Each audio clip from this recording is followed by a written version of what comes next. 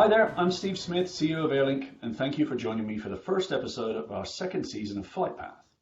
Here we aim to highlight innovation, deliver insight, actionable guidance, and lessons in best practice to aspiring leaders and those working in the humanitarian response and disaster logistics space, all from experienced organizational leaders. And please don't forget to like and subscribe to the channel. My guest today has led the cargo team at IATA, the International Air Transport Association, for the last 6 years, and recently somewhat surprised the aviation community when it was announced that he would be moving to join the International Air Cargo Association, TIACA, as its new Director General. I've known Glyn for some time now, and I would say that there are few people within the aviation sector with as much experience of air cargo and its environment. And given that humanity is about to embark on the huge logistics challenge ahead of us, that of distributing the COVID-19 vaccine, I'm delighted to be joined by Glyn Hughes. Glyn, welcome. Thank you very much, Steve, and I very much appreciate the invitation to talk to you today. It's always a pleasure. Great. It's good to see you. So I think it might help ground our discussion, especially for those unfamiliar with IATA. I wonder if you could explain what is IATA and how it relates to the air cargo market and the carriers, and what does the global head of cargo do? Okay, great. Well, that's a great way to start. IATA, which is the International Air Transport Association, is primarily the airlines trade association. We represent about 290 of the world's major carriers. And there's really three aspects to the work that we perform on behalf of the industry. First and foremost, it's industry standards. It's the setting of the standards in the passenger and cargo area that facilitate the movement of goods and people over multiple carriers, so interoperability standards, as well as safety standards. There are a lot of audit programs, and of course there's the financial standards as well, which help in terms of ticketing. So standard setting is predominantly what we focus on, but we also then have a very large advocacy arm where we represent the interests of the industry to help work with governments, because of course an efficient industry is one that has harmonized global standards which ensure basically safety, security, and commercial aviation efficiency. So advocacy, standard setting, and then we have a third arm which really is about providing the industry with solutions. And the same is true really in the air cargo sector. We have a relatively small team of 30 really highly qualified and dedicated professionals in Geneva. And when you ask what my role is basically not to get in their way. These are experts in all the aspects of air cargo, tremendous focus, attention on standards and advocacy in the cargo world. And what I tend to focus my time on is working with people like you, people who are at the front end, manufacturers, governments, the airlines themselves, ground handlers, airports, manufacturers, universities, society in general. So I see that the greatest value that I can bring to the organization is spending my time listening and paying attention to what's happening in the world, and then helping bring that intelligence back so that those standards that we work on can actually be very much focused on the world that is actually evolving. Yeah, great. Thanks, Glyn. I mean, IATA is clearly a tremendous organization, very important, do some very important work, and have been very kind and supportive of Airlink in the past. As it's relevant to our discussion, maybe you can talk a little bit about the effect of COVID-19 and what that's been on the aviation sector. Here we are about to close out 2020, but talk to me about how that's affected the aviation sector and air cargo sector, this year. I mean, again, great question. And this is probably one of the strangest scenarios that we've had, in the sense that commercial aviation has been so strongly impacted by the COVID pandemic, but the passenger and cargo businesses have been impacted in completely divergent ways. The passenger industry has basically just been decimated. At the height of the pandemic, you had about 70% of the commercial aviation fleet grounded. Industry revenues this year are about $600 billion down from where you would normally expect to see them. The industry will lose about $116 billion in totality, which is a tremendous impact. Unfortunately, there's been many airlines that haven't made it. and many staff that have unfortunately either been furloughed or have sadly lost their jobs, as airlines have had to refocus and resize their fleet based on the projections of the passenger business over the next 3, 4, 5 years.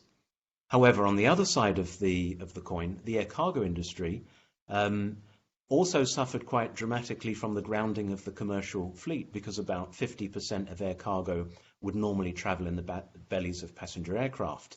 But the demand for PPE at the height of the pandemic, the demand for e-commerce, as people were no longer being able to go to supermarkets and shops, so the domestic online purchasing took an even greater growth spurt compared to what we were expecting. And the movement of a lot of medical supplies and other supplies meant that the demand for air cargo was only a fraction down from a normal year, but capacity was down at 45%. So it meant that the freighters that were being utilized were at record levels of utilization. Planes that were perhaps earmarked for retirement were deferred and were carried on in operational capacities. Part freighters were brought back into service. And even with all of those actions, it still wasn't sufficient to adequately address the demand that was there. Because, of course, as economies were starting to reopen as well, you then needed air cargo as well to bring in raw materials and components to get economic resurgence and regeneration. So there was a very buoyant demand. And at the height of the pandemic, because that demand could not be satisfied with the pure freighter business or aircraft, about 2,500 passenger aircraft were deployed for cargo-only operations. So you have, 777s, 300s with about 65 tons of cargo in the belly, and in some cases putting cargo under the seats in the overhead compartments. And in some cases, some of these passenger aircraft had the seats removed, and the civil aviation authorities were asked to give as it were, a safety certification, so they could actually carry more cargo in the actual cabin itself, with ensuring that the cargo was secured and restrained appropriately. So the cargo industry is actually going to have one of its record years, probably the most record year for revenues generated. Oh. Tonnage will be a little bit down on a normal year, just because of the change in economic activity. But it's also raised the profile within normal society as to the role that air cargo can play. Air cargo was traditionally just a silent partner for the global economy, moving about a third of international trade by value, about $6 trillion worth of goods. But it really didn't capture the attention because it was relatively small volume. But now, when you've got societies who were running out of face masks and respirators and ventilators, waiting for those cargo aircraft to come in, it was on almost every news channel every night. And so the air cargo industry has really had an opportunity for the world to see the value that it's been bringing for these last 100+ years. Yeah, that's interesting. It's very eye-opening when, I think you gave there 50% of air cargo flies in the belly of the passenger aircraft. Yeah. Most people wouldn't realize that, right? And I think, as you said, this all happens without most people knowing that that's happening. And then when you think about all of the influx and the need to move things around the world, all the protective gear that happened early part of the year, and now 50% of that space is no longer there. That's really significant. I'm also aware, I'd be interested in your comments on, how airlines and carriers adapted and started putting things even in the seats and removing seats from the planes. You can't just go do that, right? I mean, that's kind of one of the important elements of what IATA does and the role you play, right? Absolutely, yeah. I mean, if you think about it, when you get an aircraft certified for passenger usage, the certification also includes approval to carry cargo in the belly and in approved stowage areas within the cabin, which means under the seats, overhead compartments, and cupboards. It doesn't have approval to carry cargo on seats or to remove the seats. So again, this is where the sheer demand meant that carriers it was almost a necessity that they had to find that extra capacity available. Yeah. Even just loading the cabin, if you've got a 777 and you wanted to put boxes in the cabin, you could get probably about 2,500 boxes in the overhead compartments and under the seats. So just the loading required new innovative processes, because you sometimes used human chain, Sometimes people very innovative and used rollerbeds with narrow trolleys. So getting those seats removed or using the seats themselves allowed even greater capacity utilization. And the governments, I would have to say, they need to be congratulated, because they did step up, and instead of taking lengthy times to approve these, they did very rapid and very thorough safety certifications. Yeah, great. So we're all excited about these recent vaccine approvals. It's a great step in the right direction. There's a number of stories and articles being written that it will be the greatest logistical challenge of our time. And talk to me a little bit about. I know you've spent a lot of time and you've been doing a lot of commentary and speaking on these things. Talk to me a little bit about some of the biggest challenges and obstacles that we're going to need to overcome for this vaccine distribution. Right, another great question. I think that the first real obstacle and challenge is it's unprecedented. It's never been done before. The industry has moved vaccines before. It does have an expertise. It's been building up over the last several decades of moving vaccines in a very controlled, temperature-compliant fashion. UNICEF, the World Food Programme, and the WHO have also, and the Pan American Health Organization, have engaged every year in planned vaccination programs. So that humanitarian sector has built up a high degree of expertise in moving vaccines around the world. But there's a difference from moving a planned vaccine or engaging in a planned vaccination program for a limited geographical coverage, when you know who and how many you're going to dispense to, you know who you're actually procuring the vaccine from, and you know the conditions up front that it needs to be moved in. If you now then translate and say, right, what are we going to be needing to do as an industry for the COVID vaccines? Well, already the first 3 that have come out, if you look at those, they're all completely different. You've got the Pfizer-BioNTech, which needs to be moved at kept at minus 80 degrees Celsius. Now, that in itself sounds like an overwhelming great challenge, but the technology is inside the box. So they're using the dry ice within the actual packaging with the thermal insulations, etc., so that the technology is in the box and the actual outside of the box is relatively ambient room temperature to be moved.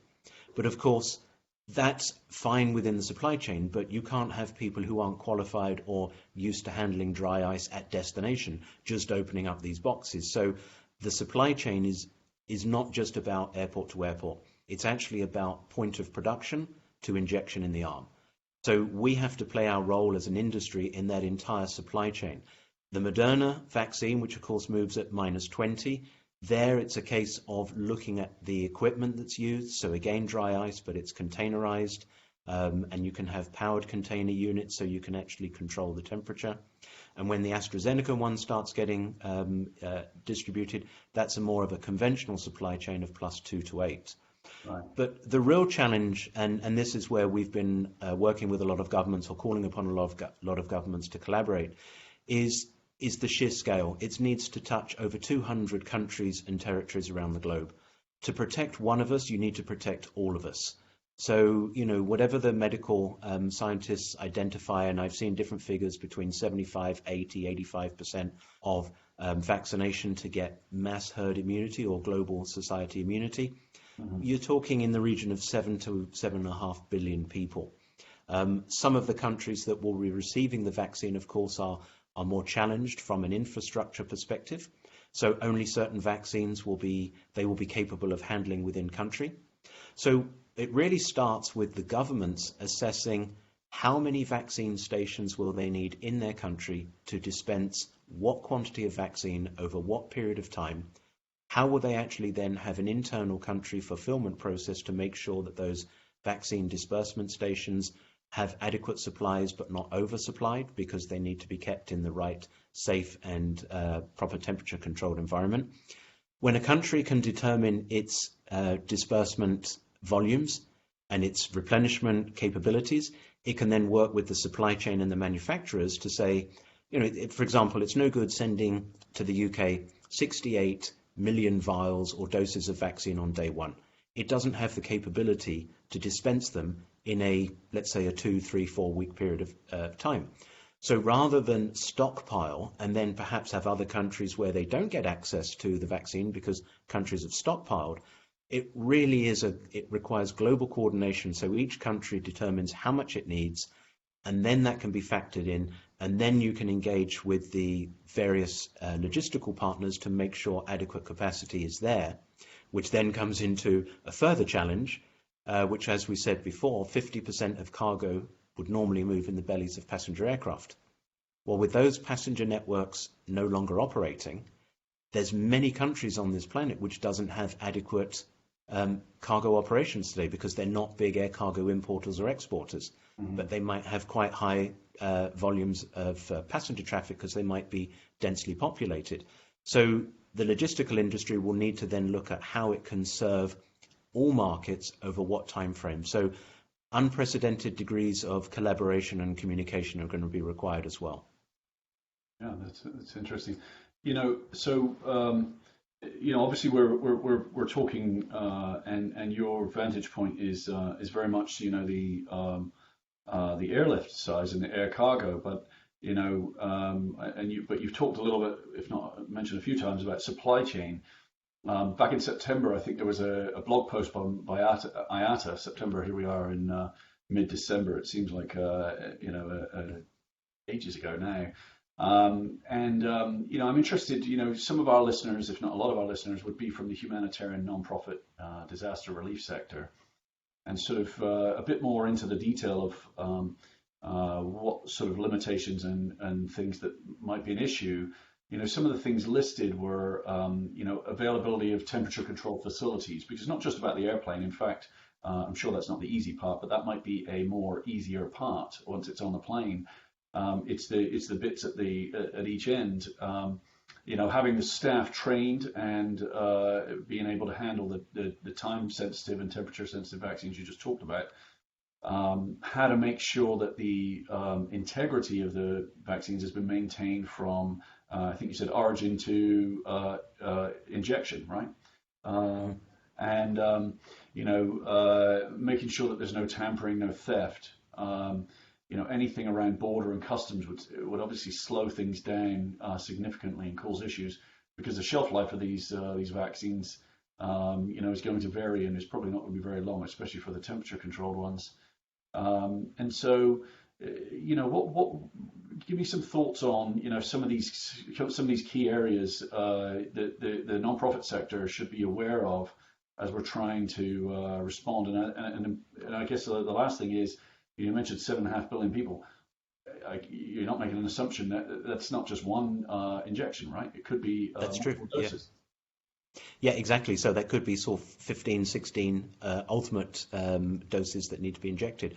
But you're quite right. And the list of topics that you mentioned was not an exhaustive list. It's just a high level. I mean, we have some very obvious scenarios that occurred during the initial part of the COVID pandemic, which is there were situations where staff could not get to the airport because there were curfews in place.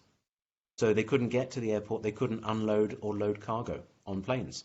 So we had some unfortunate situations where some planes actually had to leave only a third full because there wasn't adequate staff on the ground trained to be able to load the planes.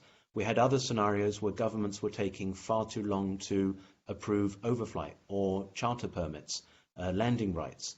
So when you've got a consignment of vaccine which has got lives attributed to this or attached to this, it's critical that every single one of the blockages that you highlighted and others can be identified in advance and overcome.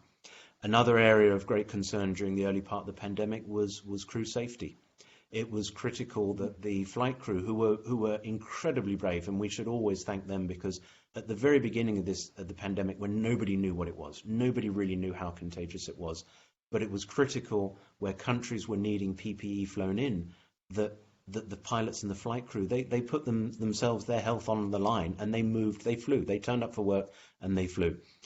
So the airlines were focusing extensively on making sure that there were adequate protective measures. In some case, it meant flying double crew, so there was no overnighting in unknown or foreign territories. In other cases, it was making crew change stops, intermediary points, so again, the last crew could do the last sector in and out. Where countries were required to have crew rest facilities. The industry worked with those particular airports and governments to make sure that there were protective suits, that there was a sterile, clinically sterile environment so that the crew were not put in jeopardy and harm's way. But then in other cases, government said every crew member that was going to land had to be tested, and they would be quarantined until the test results were known. And if the test results were positive, they were going to be immediately whisked into a local hospital. Or that put into jeopardy then some crew's ability to actually, or comfort in flying.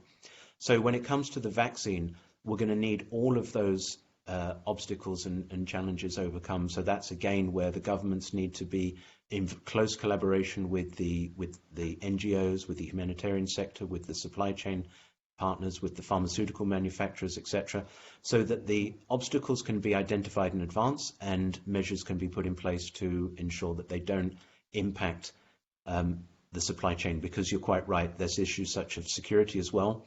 These vaccines, there is a value attributed to them.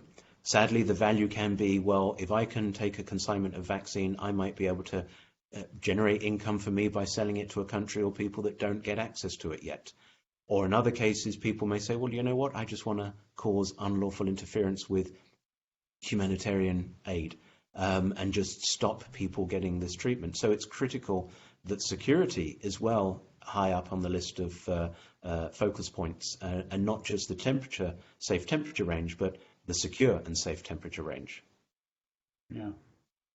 Well, thanks, Glyn. You've mentioned a few times about the government coordination, collaboration.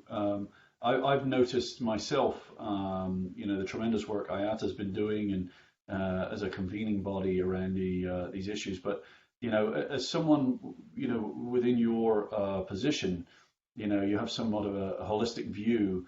Talk to me a little bit about what IATA has been doing, and that sort of connection with governments and key coordination entities to ensure that we can be as best prepared and we try and understand the issues as best as possible. Right, again, another great question. I mean, what we've tried to really play to our strengths, and our strengths is the fact that we are a neutral facilitator. We don't invest in the assets. We also don't manufacture the goods that need to be moved, and we don't set the commercial regulations that the government set to, that aviation industry has to operate to. So because we are neutral in that aspect, that we can identify where we can add value. And I'll give you a couple of examples. During the pandemic itself, many countries immediately closed their borders. They said, right, that's it. We're travel restrictions, no flights coming in, airspace closed. However, they weren't aware of the consequences of that, which meant that also closed the airspace for these cargo flights coming in, which in some cases were bringing in food to keep their citizens alive and nourished. In some cases, it was bringing in medical supplies, PPE, as we've already talked about. So IATA was then able to actually use our government relations in many cases to actually educate the government and help influence the necessity, and working through the ICAO mechanism as well, who also stepped up and played a very solid role with some state letters that were issued to help governments realize that they needed to keep certain airspace aspects open, airports open, so that cargo flights can come in, because that was critical. That was life and death. So that was one area where we did definitely bring some positive change. IATA also worked very closely with a lot of governments about the need for financial relief for the industry. As we said, with that sheer drop in revenue, the commercial aviation sector was running a very strong risk of basically running out of cash.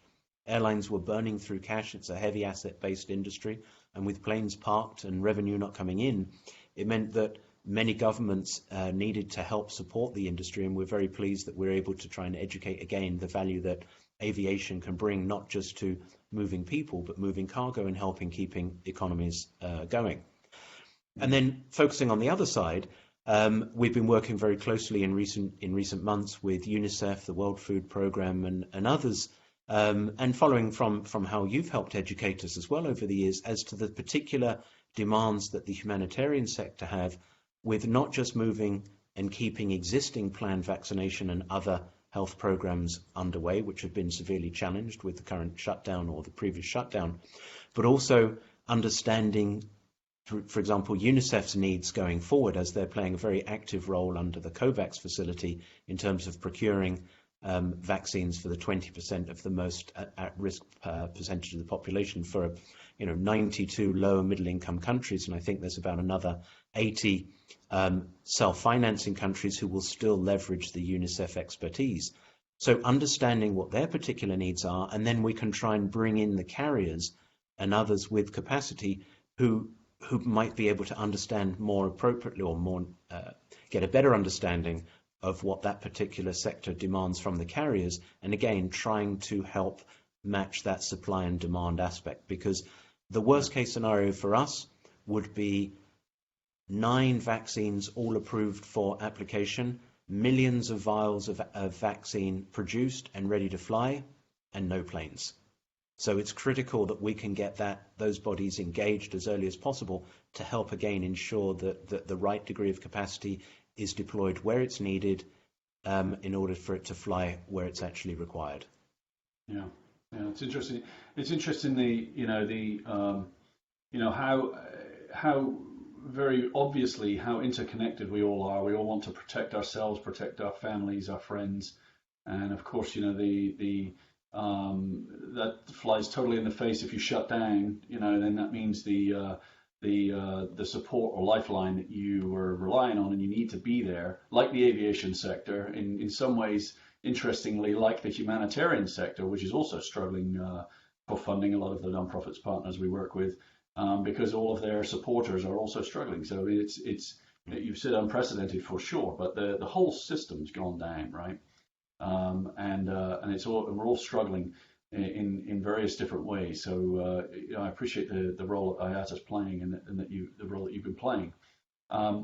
Talk to me a little bit about some advice you might give to some of the NGOs, non-profit organizations that are trying to just generally plan their work, because it's not just the vaccine, right? I mean, other things and support and life still needs to go on. We're right here now in the middle of holiday season, so lots of shipping. I saw somebody shared a picture online somewhere recently. We're all pointing and clicking, ordering lots of stuff on Amazon, and then you see a picture of what the actual warehouse looks like, and what's involved behind the curtain is really tremendous, and sort of mind-boggling. What should NGOs and other organizations looking to ship really be thinking about right now? Well, again, I think that's a great question, and I'm glad you raised it, because I think it comes back to we are dealing with unprecedented times from so many aspects. And as we've said, if we look at the passenger side of the business, nobody has a crystal ball to know when the passenger numbers will return. Now, we know that vaccination programs will ramp up, and during the course of 2021 will hopefully spread quite a degree of immunity throughout the planet. But the current forecasts are that passenger numbers won't return till about 2024. So we're looking at about a 4-year cycle of return. Now, the impact onto the people that you work with and the not-for-profits and the NGOs, etc., in the humanitarian sector is until those passenger numbers come back, the passenger networks won't be resuming to their full capacity that they had before. Now, the aviation industry pre-COVID had about 20,000 unique city pairs. I mean, it was the most interconnected that the industry has been, as you can imagine. As there were a greater degree of air transport in a greater number of countries, which meant that there was an unprecedented level of connectivity. That has now dropped by about 30 to 40%. In fact, it may even be more. I haven't got the latest numbers, but certainly at the height of the pandemic, it was down about 60% to that. There is still going to be some years left then until we get that level of connectivity back. So the people that you work with may find that the capacity that they perhaps relied upon in previous times may not be there. So I think it's critical that as soon as people have, whether or not it's a planned program, sadly we know that some humanitarian situations are responding to natural disasters and other things, so we just hope that the world doesn't have any of those until we can have some normality returning to normal society. But a lot of the programs that are planned and regular programs, these are incredibly valuable. And the last thing anybody wants is to have those impacted by, as you say, the fact that we've all been ordering tens of thousands of dollars worth of stuff online, and that there is now, a 50% increase in e-commerce volumes coming through, and you've got vaccines coming through, and you've got economic resurgence, products coming through, and tech releases. There's a lot of demands on that capacity. So I think it's critical that as soon as somebody has as it were, a plan in place of when they, or as early as they can in the planning process, engage with their freight forwarding community and the carriers themselves to make sure that the preparation can take into account everybody's needs.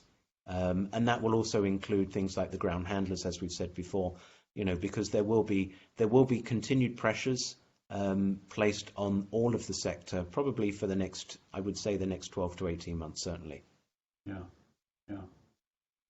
Well, I always like to try and, somewhat finish on a positive note, even though a lot of positive things are happening, and it feels like we're sort of moving in the right direction. But what would you say about the cargo market and maybe the carriers that we have to feel optimistic about? Sort of a second part of the question is, do you think the lessons we learned a little bit early on about moving PPE can help us a little bit in terms of understanding what's going to be involved and some of the dynamics involved with the vaccine as well?